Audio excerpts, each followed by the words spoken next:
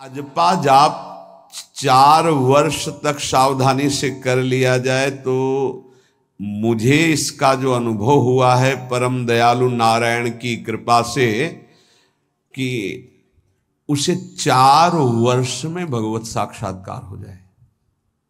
नारायण स्वामी को 4 वर्ष में, तो कह रहे नारायण भगवान की कृपा से इस दास को जो अनुभव हुआ अजपा जाप से 4 वर्ष में भगवत साक्षात्कार। पर अजपा जाप एक अलग है जो निरंतर चलता रहता है, चलाना नहीं पड़ता है। इतनी व्याकुलता इन महापुरुष के अंदर थी और इतने असंग थे। एक रस्सी केवल कमर में और टाट की पट्टी की लंगोटी, बस पूरा टाट ऐसे गमछे की तरह नहीं, केवल टाट की लंगोटी, एक रस्सी, बस पूरे जीवन में गर्मी सर्दी बरसात। और व्याकुलता इतनी थी कि प्राण त्यागने के लिए तैयार थे कि मुझे कोई सद्गुरु मिले।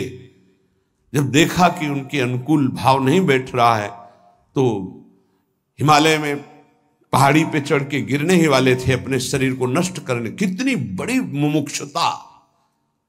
उसी समय पीछे से किसी ने पकड़ा और कहा, मंत्र ही तो चाहते हो ना, नारायण नारायण नारायण यही जपो, असंग रहो, असंग रहो, नारायण नारायण जपो। वो औरों की असंगता की बात जाने दो, शरीर से भी असंग हो गए।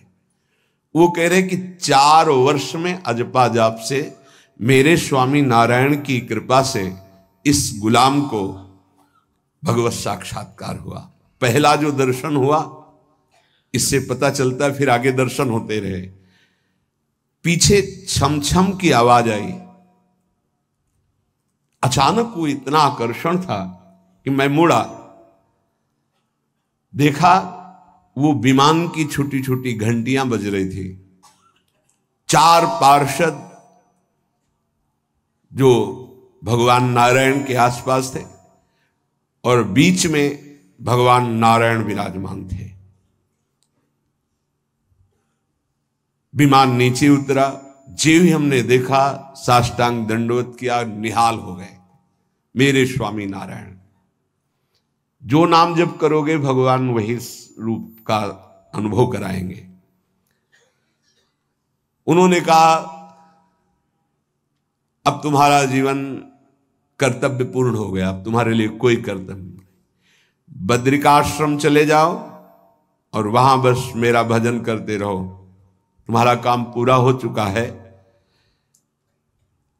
इस साधन से मैं कृतकृत्य हो गया, अजपा जाप से। ये अजपा जाप सब कोई कर सकता है, पर इसमें ये नियम है, वाणी से सत्य बोलना। अजपा जाप उसी का चलेगा, सत्य बोलने वाले का। ये जब उतरे हैं भगवत मार्ग में तो झूठ काहे को बोले भाई, काहे को झूठ बोले। लेकिन झूठ का तो ऐसा राज्य हो चुका है जबान पे, मतलब समझे में नहीं आता कि हम झूठ बोल रहे। और झूठ में कलयुग का वास है, असत्य, इसमें कलयुग का वास है। इसीलिए प्रायः सबकी वाणी से झूठ निकलता है। झूठे ही लेना, झूठे ही देना, झूठे ही भोजन, झूठ चबेना। तो कम से कम और भूले तो भूलो तुम जिन भूलो मालाधारी। अरे भगवत पार्षद, तुम क्यों भूल रहे हो कि तुम सत्य स्वरूप भगवान की आराधना करते हो। प्रेम पूर्वक जप करना, समदर्शित्व भाव लाना। अजपा जाप 24 घंटे होता है श्वास के साथ पहले। 4 वर्ष के साधन से विमान में आए हुए भगवान नारायण का दर्शन। भाई जी महाराज का तो ऐसे दर्शन, निज पार्षद जन निज जन थे, उनके बीच में भाई जी से पूछते जा रहे हैं, पूज्य श्री जयदयाल गोयनका जी, भगवान के चरण कितनी दूर हैं? बस बोले पास हैं, स्पर्श कर रहा हो। कैसे लोगों को विश्वास होगा? कैसे? जैसे वो एक विज्ञान से पढ़े लिखे डॉक्टर, तो उनको लग रहा था कि संत ऐसा कैसे कर सकते हैं कि किसी का कैंसर नष्ट कर दे। जैसे उनको लग, पूज्य राधा बाबा के प्रारब्ध को भाई जी ने अपने शरीर पर लिया। देखो, नाटक करना अलग बात है, सिद्ध संत जन करुणामय होते हैं। कल फिर बताया था, उन्होंने अपने प्रारब्ध जो भजन साधन से एकत्रित किया हुआ उनको दिया, प्रारब्ध अपने ऊपर ले लिया, अपनी टांग कटा ली। उनका कैंसर, भाई जी अस्पताल में भर्ती रहे राधा बाबा के प्रारब्ध को लेकर के। इन संतों की महान उदारता और महिमा को कैसे कोई जानेगा। ये अजपा जाप में बड़ी सामर्थ्य है। इसमें क्या होता है कि जपना नहीं होता है, पर यहां तक पहुंचना कठिन है। पीछे बताया गया था कि इतने समय तक अगर आप वैखरी से भजन करें, परसों ही शायद चर्चा हुई थी, फिर आपके कंठ से चलने लगेगा, फिर आपके हृदय से चलने लगेगा, फिर नाभि से चलने लगेगा। ये श्वास पर अभ्यास किया जाता है। ऐसा जैसे आवाज ना निकले पर आप गुनगुनाओ, नाक की वायु को अंदर से काटते हुए नाम के द्वारा, बस आवाज नहीं निकल रही, वो क्या चल रहा है श्वास में। हमने नारायण शब्द का अभ्यास किया। नारायण स्वामी जी कह रहे, जो हमें गुरु जी ने दिया, नारायण नारायण। 24 घंटे इसका अभ्यास करते करते रोम रोम आनंद से भर गया और नारायण शब्द स्वाभाविक चलने लगा। अजपा जाप बहुत जल्दी भगवत साक्षात्कार कराता है। करता नहीं रहता जाप का, और जाप होता है। भोरी सखी जी ने भी कहा, नाम श्वास दो बिलक चलत है, इनको भेद नमो को भावे, श्वास ही नाम नाम ही श्वासा, नाम श्वास को भेद मिटा। बहुत जो चाहोगे प्राप्त हो जाएगा। ये रुपया पैसा संसार की भोग सामग्री, ये तो तुम्हें कोई देगा भी तो तुम्हारी इच्छा नहीं होगी, आसक्ति नहीं होगी इनकी तरफ। ब्रह्मादि के भोग सब विषम लागता है, नारायण ब्रज चंद की लगन लगी है जाई। अजपा जाप को निरंतर चलाने के लिए एकांत में भगवान की कुछ स्तोत्र और प्रार्थना है, उनको गाइए और रोइए, प्रभु से प्रार्थना कीजिए, क्या मुझे अजपा जाप दे दीजिए, निरंतर भजन दे दीजिए, वो दे देंगे। हमने संतों से सुना है कि भगवान भजन मांगने की बात को बड़ी जल्दी पूरी करते हैं, कि मुझे अखंड भजन दे दीजिए, हृदय से जब चाहोगे तब। वो अंतर्यामी है, वो आपके अंदर बैठे देख रहे हैं। भगवान मुझे भजन दे दिए, और आपके चल रहा विविध भोगों की, तो पहले उन भोगों को नष्ट करेंगे या पूर्ण कराएंगे, तब आखिरी बातें आएगी। जब विभीषण जी श्री भगवान के सन्मुख गए,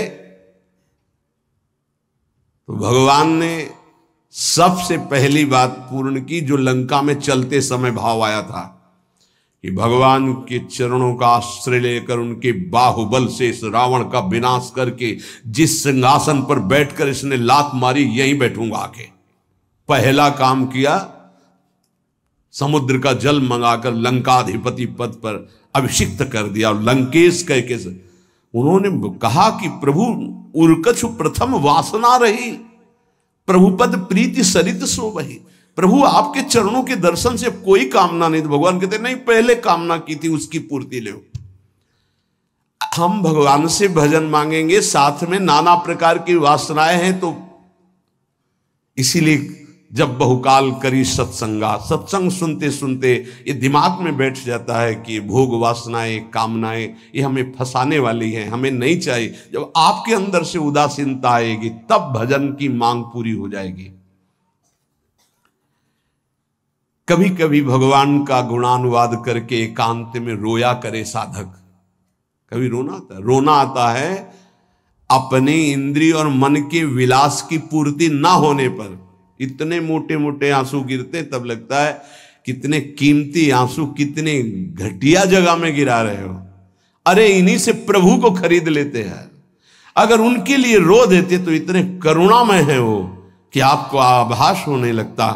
भले हम अंतःकरण उस कोटि की व्याकुलता नहीं कि मेरे प्रभु हम पर कितनी कृपा कर रहे हो, अगर हृदय से उनको पुकारे तो निश्चित वो अनुभव में आ जाते हैं। छोटी छोटी बातों में लोग रो देते हैं, ऐसे रो देते हैं, मोटे मोटे आंसू चल रहे बात में ऐसे, और प्रभु की चर्चा हो जाए घंटों, कोई फर्क नहीं पड़ेगा। ये तो आश्चर्य लगता है। और भक्तों को चाहे जितना भीषण कष्ट हो, कभी आंसू नहीं निकल सकते। जब आंसू निकलेंगे तो भगवत भाव में निकलेंगे। कह रहे नारायण स्वामी कि अजपा जाप के लिए भगवान से प्रार्थना करो। कभी कभी एकांत में उनके स्तोत्र हैं, गुण हैं, उनको गा गा कर रो, उनसे प्रार्थना करो, हे दीन बंधु मुझे अपना अखंड भजन दे दो। जो चाहिए सब प्राप्त हो जाएगा। भजन से क्या नहीं प्राप्त हो सकता। एकांत में बैठकर रोने से, ऐसे प्रतिदिन जब आप नियम बना करके प्रभु से प्रार्थना करेंगे।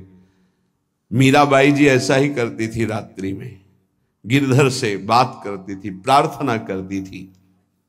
नारायण स्वामी जी कह रहे हैं उपासक ये बिल्कुल ध्यान रखे, यदि नाम सिद्ध करना है तो झूठ बोलना शपथ पूर्वक त्याग दे। झूठ नहीं बोलूंगा, सत्य बोलना इस अजपा जाप के लिए निहायत जरूरी है, निहायत जरूरी है।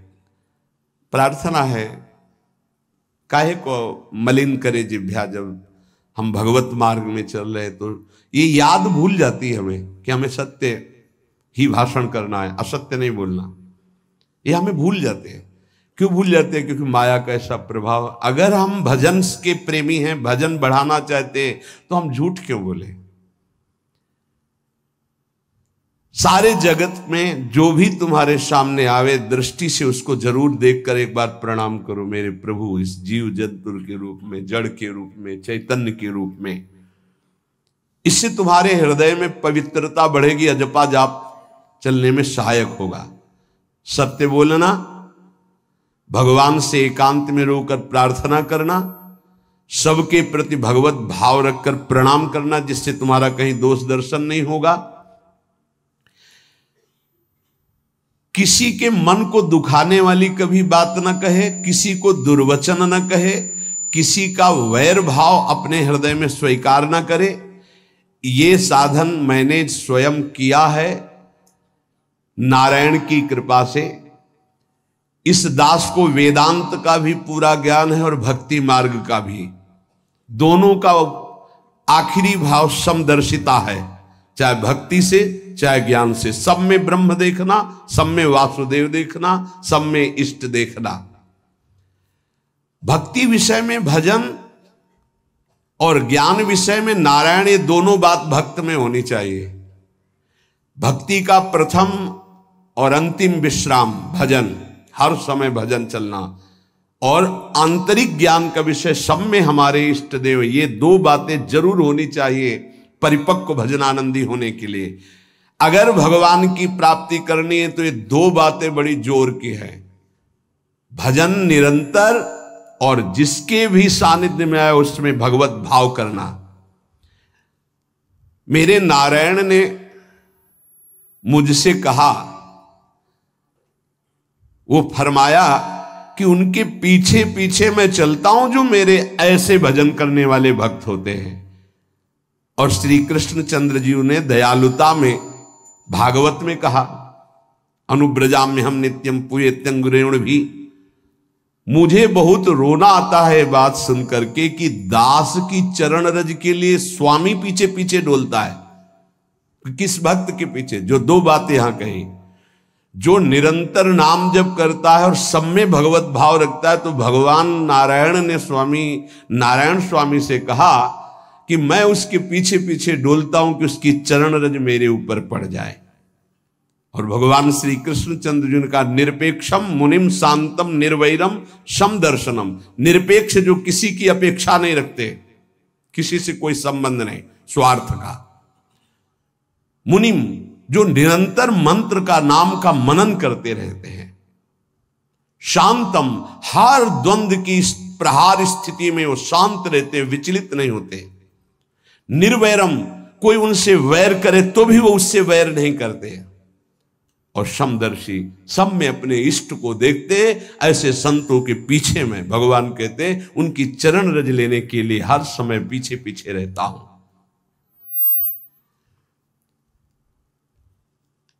अहिंसा परमो धर्मा शास्त्रों में वर्णन किया गया है। इसलिए किसी भी जीव को कष्ट नहीं पहुंचाना है। गर्दन झुका करके रास्ते में चलना सीखो कि नीचे कोई जीव तो नहीं दब रहा हमारे पैर से।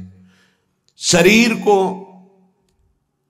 सावधानी पूर्वक, किसी को दुख ना पहुंच जाए मेरे शरीर से। वाणी को संभाल कर, किसी के हृदय में बाण ना लग जाए, वाणी का बाण ना लग जाए।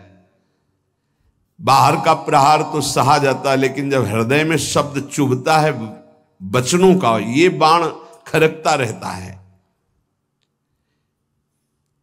किसी भी जीव को कभी मारना नहीं, वो तुम्हें नुकसान नहीं पहुंचाएगा। गीता वाटिका में सांप निकला, फण वाला कोबरा। राधा बाबा ने कहा देखो अभी केवल हमने देखा है, अगर और लोग देखेंगे तो आपको पीड़ा पहुंचा सकते हैं, इसलिए एक लकड़ी उठाई और कहा मैं रास्ता बना रहा हूं, आप इधर से चले जाओ। ऐसे किया, सांप उधर चला। सब में भगवान है। अगर हम भगवत भाव करते हैं तो निश्चित वहां से कोई विरोध नहीं होगा। जब हम भगवत भाव करते तो सर्वात्मा भगवान वहां विराजमान, कैसे आक्रमण करेंगे। जैसे रत्नावती जी के लिए माधव सिंह ने जंगली शेर पिंजड़े में बंधवा कर वहां लाए और ऊपर से बालकनी से पिंजड़े का ऐसे खींच दिया गया, शेर बाहर निकला दहाड़ता हुआ। और वो पूजा में थी ठाकुर जी के, संतशाला में बहुत से संत विराजमान थे। दासी ने कहा महारानी सावधान, सिंह। आरती करने जा रही थी, मुड़ी और कहा नहीं, सिंह नहीं, नृसिंह, हमारे भगवान नृसिंह देव पधारे। और थाल लेकर मुड़ी तो जैसे सीधी गाय ऐसे खड़े हो गए। तिलक लगाया, आरती की, प्रणाम किया। सिंह घूमा और छलांग मारी ऊपर, जो बालकनी में राजा के पार्षद उसको बंदी बना करके लाए, सांप को फाड़ और जंगल में। किसी संत को, रत्नावती जी को या किसी को वहां कोई क्षति नहीं, लेकिन जो उनकी क्षति के लिए लाए थे उनके लिए वो सिंह, इनके लिए वो भगवान नरसिंह।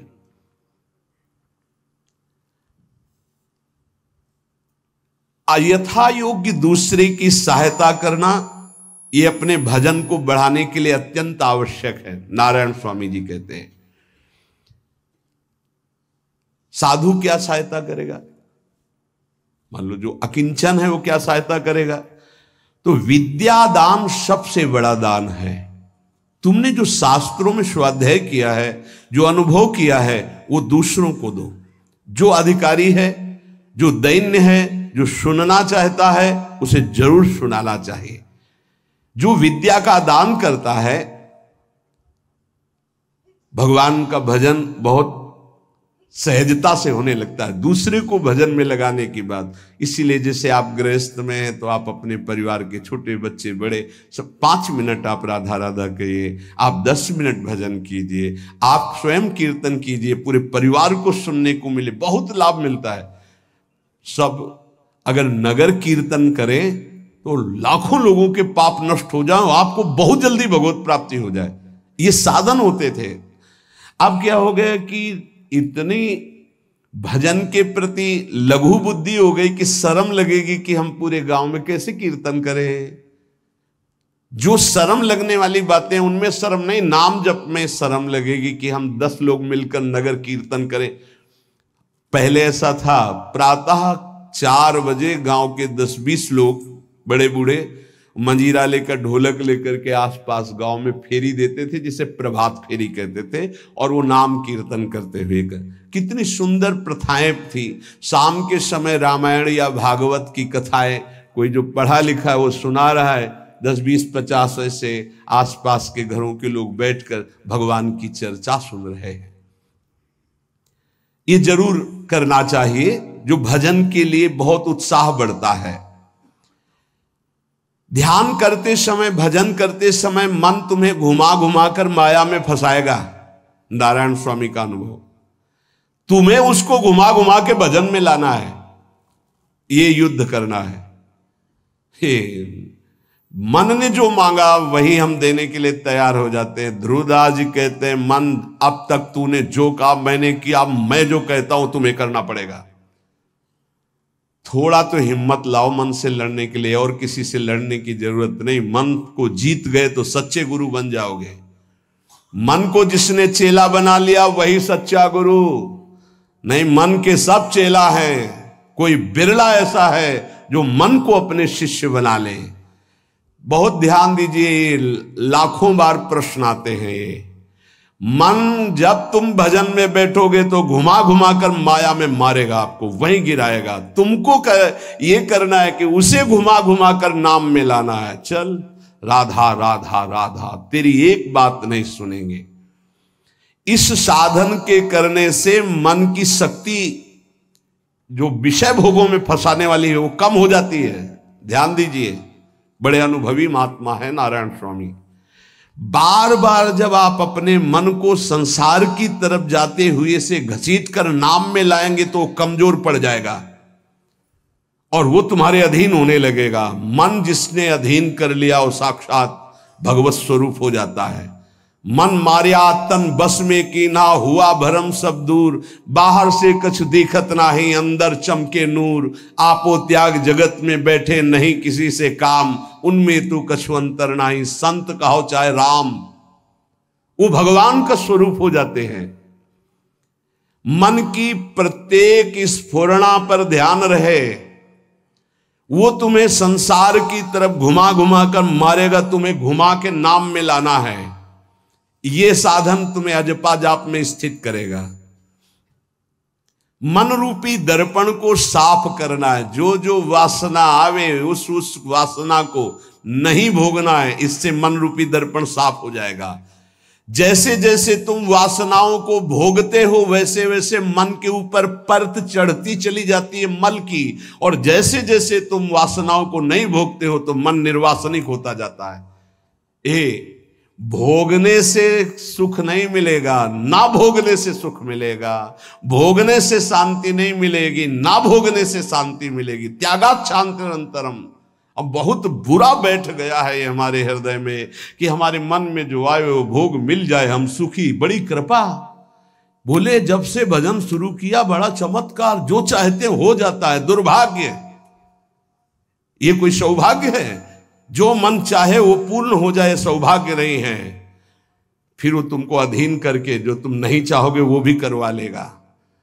सौभाग्य है कि मन जो चाहता है वो हम नहीं करते। जो शास्त्र में लिखा है गुरु आज्ञा, वही मन की बात मानते हैं। अभ्यास करते करते वासनाएं कम होने लगती, फिर वासनाएं नष्ट हो जाती, फिर स्फुरणा ही नहीं होती, अजपा जाप प्रारंभ हो जाता है। विक्षेप यही वासनाएं पहुंचा रही भजन में। भजन से जो महासुख मिलता है तुम्हें कैसे बताऊं। नारायण स्वामी कह रहे हैं मन को वश में करने पर जो सुख मिलता है वो ब्रह्मा को भी सुख नहीं है।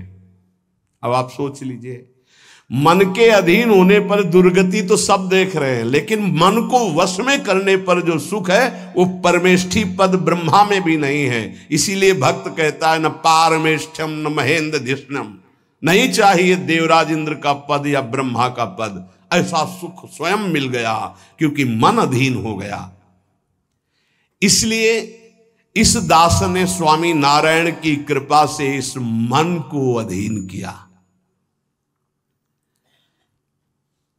नेत्रों से जलधारा बहने लगी और हर समय नारायण की छवि नेत्रों में बस गई और जिह्वा ने प्रबल रूप धारण कर लिया। नारायण नारायण नारायण नारायण। अभी जिह्वा प्रबल रूप, समोसा चटनी ये वो कैसे नाम मीठा लगे। राधा नाम सुधा रसम, पानी आया मुंह में? नहीं। राधा नाम सुधा रसम, पानी आया मुंह में? नहीं आया। वह भी गरम गरम समोसा चटनी ये या अमुक चीज या अमुक, मुंह में पानी आ जाएगा क्योंकि हमारी जिह्वा का स्वाद बिगड़ गया। बोले हमारी जिह्वा प्रबल हो गई। किस बात में? रुकी नहीं रही। राधा राधा राधा राधा, जैसे राधा बाबा की। नारायण स्वामी जी कह रहे नारायण नारायण नारायण। हमने इसको कैसे वश में किया? बाजार में जाता मिठाई की दुकान के सामने खड़े होता और जो सब चीज दिखाता और फिर कहता नारायण नारायण नारायण, कुछ नहीं मिलेगा। चलो फल की दुकान में जाता, जगह जगह इसको हर चीज दिखाया, कुछ नहीं दिया। ये हमको जलाया, वो हम नारायण नारायण के द्वारा इसको शांत किया। माया ने हर चीज मंगवाकर हमारे सामने रखी पर नहीं खाया। ध्यान दीजिए, महापुरुष अपने इसको लिखने के पहले उन्होंने लिखा है कि मैं कोई लेखक नहीं हूं, मैं उन साधकों के लिए जो भगवत साक्षात्कार करना चाहते हैं उनके लिए रात्रि में अपने प्रिय नारायण का भजन रोक करके कुछ बातें लिख रहा हूं। अगर इनको स्वीकार करोगे तो आपका भी अजपा जाप चलने लगेगा, आप भी भगवत साक्षात्कार कर लेंगे। जब हमने देखा कि बहुत सुंदर सुंदर भोजन बन करके हमारे सामने माया भेजने लगी, नारायण भेजने लगे, ऐसा नहीं कह रहे, देख लो साधक की चतुरता देखो। माया हमारे सामने अच्छा अच्छा भोजन पकवान, पर मैं कभी उन अच्छे भोजन को नहीं पाता, मामूली साधारण उससे निकाल करके भोजन पाता। जितने सिद्ध हुए हैं उनकी रहनी यही है। मिठाई चरफरा स्वादिष्ट जवान पर ना रखने का नियम ले लिया, ये बड़ी बात है। अभी कुछ समय पहले एक महापुरुष पधारे, उन्होंने पहले आजीवन मिठाई छोड़ दी, कोई मीठा, फिर नमक छोड़ दिया, फिर भगवदाकार वृत्ति में शरीर भी छोड़ दिया। क्या महापुरुषों ने पाया है कि हम प्राण और शरीरों को इस सब कुछ समझते। पहले ही बता दिया था 3 दिन पहले कि अमुक समय में शरीर छूटेगा, और हंसते खेलते सबके सामने शरीर समाधिस्थ होकर छोड़ दिया। मिठाई स्वादिष्ट चरफरा चाहते हैं अजपा जाप, लेकिन गुलाब जामुन पा करके, बढ़िया बढ़िया पदार्थ पा करके, भाई इनका प्रभाव है, ये भजन में नहीं लगने देंगे, देख लेना, भजन में नहीं लगने देंगे। और अभी 10 दिन केवल हमें समय दो आप, फिर हम आपको देखेंगे कि आप कितना भरपेट भोजन पाते हैं। किसी भी मिठाई में चीनी नहीं पड़ेगी और किसी भी दाल या कढ़ी में नमक नहीं पड़ेगा, मिलेगा सब कुछ। खीर भी मिलेगी, गुलाब जामुन भी मिलेगा, पर चीनी नहीं होगी। दाल भी होगी, सब्जी होगी, कढ़ी होगी, पर नमक नहीं होगा, चलेगा। 10 दिन बाद आप देखो अगर पेट न पचकने लगे तो स्वाद ही नहीं मिलेगा। ये क्या हो रहा है? ये जवान को संभालना है अजपा जाप के लिए। वो गोस्वामी तुलसीदास जी ने भी कहा है, अगर लोन बिना सब्जी और ऐसे सीठा भोजन तो बहुत जल्दी नाम सिद्ध हो जाए। तो हम कह रहे चलो ऐसा नहीं सही तो पर सात्विक और थोड़ा पाना सीखो। देखो माया की व्यवस्था में कमी नहीं रहेगी, व्यवस्था तो बहुत जोर की होती रहेगी, आप चिंता ना करें। खाते खाते मर जाएंगे, भोजन कम नहीं होगा, ये सृष्टि का क्रम है।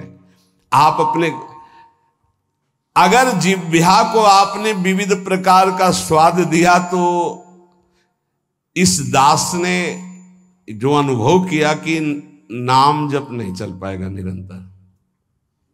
नारायण स्वामी कह रहे हैं देख लो, नाम चलाना है या रसेंद्री, थोड़ा नमक कम हो, नमक डलवा। अरे यार कभी कभी तो साधु को ऐसा सौभाग्य मिलता है कि नमक ना हो, कभी ऐसा बिगड़ा है चुपचाप दबा के प्रसन्नता से मन की इंद्री को नहीं, शांत, कैसा भोजन, बहुत प्रसाद, बहुत सुंदर था। कभी ऐसा नहीं, कभी नमक ना हो, कभी का नहीं मांगना चाहिए, कम से कम थोड़ा तो कभी कभी अवसर मिले ऐसा। कभी खीर बनाओ, चीनी ना डालो, देखो ना बिल कभी ऐसा। फिर देखो खीर कौन मांगता है? 1 दोना के बाद मान लो उपदेश हो गया कि तो 1 दोना के बाद खीर नहीं, वो अजपा जाप के लिए खीर मना है अजपा जाप के लिए। ये रसेंद्री का विलास बहुत विचित्र, बहुत विचित्र है। खाते खाते मीठा शुगर हो गया, खाते खाते परेशान, लेकिन फिर भी रसेंद्री नहीं मानती।